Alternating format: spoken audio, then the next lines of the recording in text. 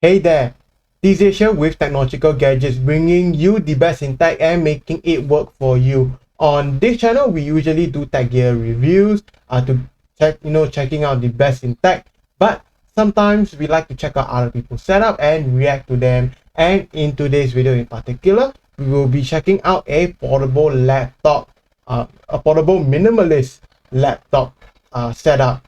Something that can be fit in a bag and can be taken around with you. So yep, let's get right into it.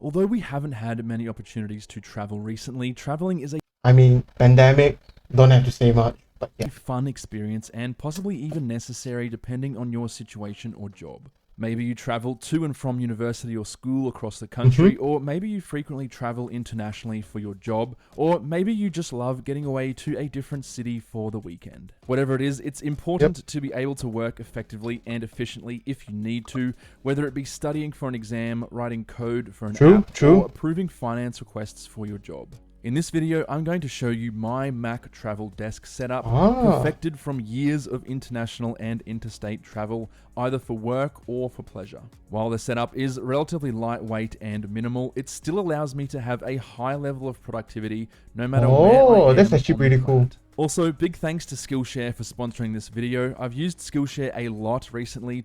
Let's start with the big stuff, the bag. If you're not familiar with the term one bag, I encourage you to do some research into it. In a nutshell, it means traveling with a single bag, whether you're going away for the weekend or a 4-week international holiday. My most recent international trip was to France and Russia for 2 weeks, and I took a single 35-liter bag. Sounds a bit crazy, right? Well, actually, it was great only having a single bag, no waiting at the baggage carousel after a flight, no checking in bags, and being able to go anywhere and do anything because I didn't have a big roller bag to lug around. I thoroughly recommend that you look into this whole one bag strategy because I guarantee you'll never look back. Recently, I went on a short trip that involved a few hotels, so I shot some footage of the setup I use when I travel. My one bag of choice is the Manal Carry-On 3.0. It's not cheap, but damn, it is a rugged bag with a ton of tech-oriented features. Oh, it looks interesting. I won't go into too much detail on the bag, as I'll leave that for a separate video.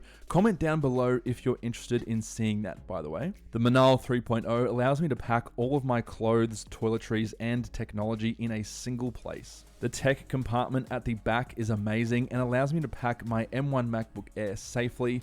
You can see the design suspends the laptop in the middle. Yeah, that's actually bag, pretty cool. So even if I drop the bag on concrete... But wouldn't it not let you fit bigger laptops, for example like a 15-inch or 17-inch laptop? Yeah, I think that's a pretty valid concern. But yeah, since it's using a 13-inch MacBook, it doesn't really matter. The laptop will not hit the ground and the bag absorbs everything. And yes, I've tested this several times.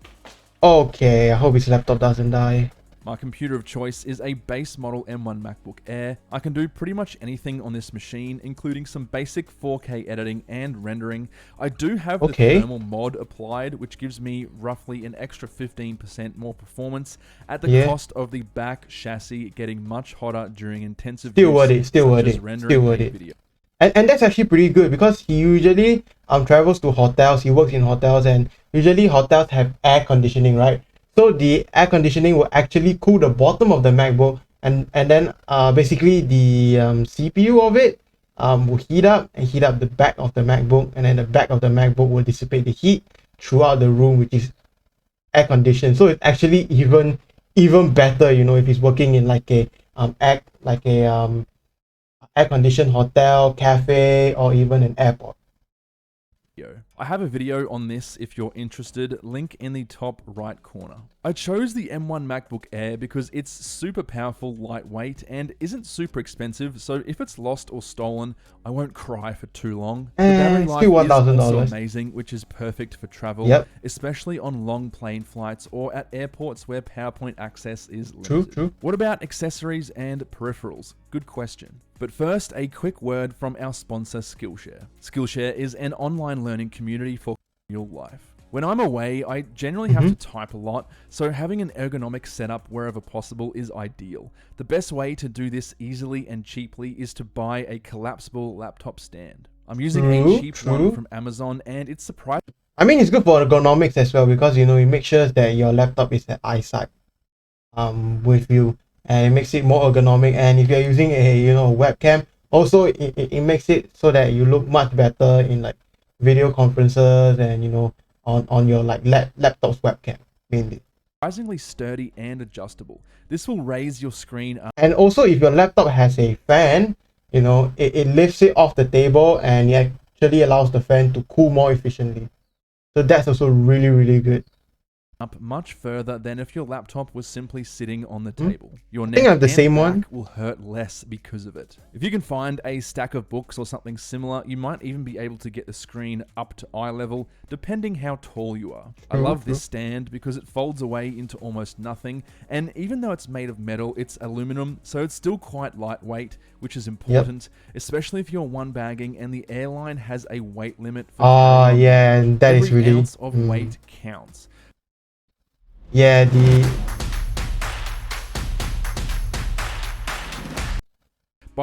weight limit thing is it's so like. Way, all the items I talk about in this video are linked down in the description below. For peripherals, I use the standard Apple wireless keyboard and a Logitech MX. Actually, he's using the standard. Why didn't he get like the shorter compact kind of Apple keyboard, so that it will be more portable in a sense? Master mouse, or even a mechanical keyboard for that matter. I think that would be even better, like a 65% mechanical keyboard. That could be really, really good. 65% like with red switches. I think that could be his next upgrade, to be honest. Maybe like the Keychron K2, because he's using a Mac, so the Keychron K2 65% keyboard with the red switches. And starting with the keyboard, there's no real reason behind my decision. I've had this keyboard for 3 years from a previous job, so I don't care if it gets lost or damaged. Would I be better off with a much smaller and travel-oriented keyboard? Probably, but then I'd have to go out and spend extra money on it. I usually spend at least 1 or 2 hours typing every day, so a proper keyboard is a welcome addition. I also like that it charges via a lightning cable, which is something I already carry for my iPhone. The MX Master mouse is a no-brainer. I've featured this mouse on my channel several times now and can thoroughly recommend it. It's super ergonomic, comfortable, and responsive. Like the keyboard, you can certainly get smaller and lighter mice, but for some... But if you want a more budget version of this, make sure to check out my upcoming review on a mouse that I think it's half the price, called the Repu MT750S and MT750L. Like those mice, it's like half the price for like 90% of what the MX Master can do. So yeah, make sure to stay tuned for that video. Something you'll likely be using for hours every day, in my opinion, the slightly heavier weight and larger size of the MX Master compared to a slim profile mouse is not worth it. Make sure you bring a cheap, thin mouse pad too, because the surfaces of hotel desks may not be too smooth. By the way, all of this is stored neatly in the back compartment of the Manal 3.0. Another super useful piece of equipment is the Anker 8-in-1 Usbc Hub. I've also reviewed this on my channel previously. Yeah, I think that's really good. It's a great addition for any setup. I can instantly gain access to Ethernet, USB ports, SD cards, HDMI, and more, all with a single dongle. I tend to use it mainly for the SD card, as all the peripherals I use with my MacBook are wireless. Staying with the Anker theme, I also have the Anker Powercore 3 Slim Powerbank. I did a heap of research before buying this about 12 months ago, and in my opinion, it's one of the best power banks you can get. It has 10,000 milliamp hours. Plus, you can charge the MacBook version, which stands for power delivery. This means you can not only charge your other devices, but even your MacBook itself. Although, that's like really I found cool. in a previous video, the charging speed is very slow. I also use a... But I mean, compared to like not having any battery at all, I think charging pretty slow is an actually good thing. Like, let's say you're on a really long flight and it happens to die out, and you can just charge it up, put it in your bag for a while, go do something, and then come back and still do your work basically.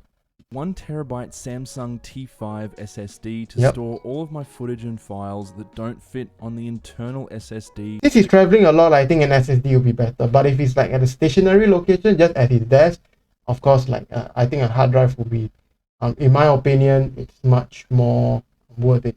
But yeah, since he's traveling a lot, SSD I think much better and saves more space, and it's also less prone to dying. So yeah. Of my base model MacBook Air. As for small tech items and miscellaneous things like cables and chargers, I keep them all in the Peak Design Tech Pouch.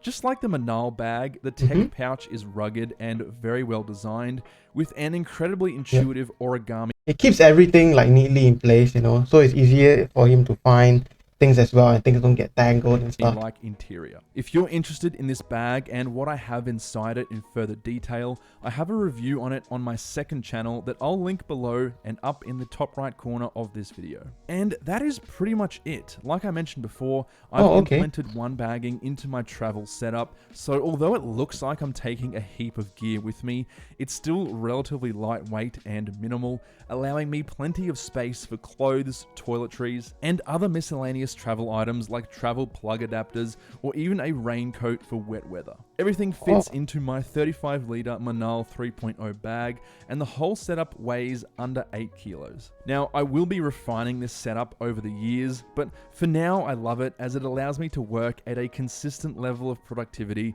from anywhere in the world. Anyway, thank you for watching this video. If you want to check out anything I've featured in this video, links are in the description down below. But apart from that, I'll catch you in the next one.